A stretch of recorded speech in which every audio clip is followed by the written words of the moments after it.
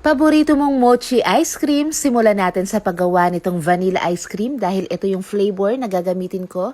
Condensed milk, all-purpose cream at vanilla. Then i-freezer at patigasin. Magbubusa naman ako rito ng 1/4 cup ng harina.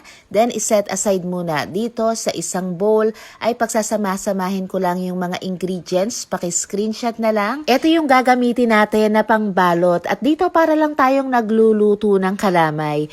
Maglalagay rin ako ng food color. Bahala ka na kung anong kulay man ang gusto mo. Haluin mabuti at salain. Then ilagay yung butter. Na-strain ko na yung mixture. Kaya at this point ay pwede nang isalang sa apoy.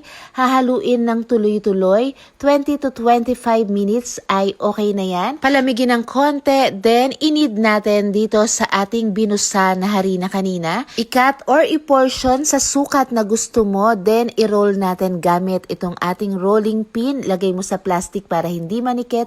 Ilagay na natin yung matigas na vanilla ice cream. I-sealed yung edges, then i-freezer muna natin ng ilang oras. O, diba? Maproseso pero sulit na sulit naman ang sarap nito.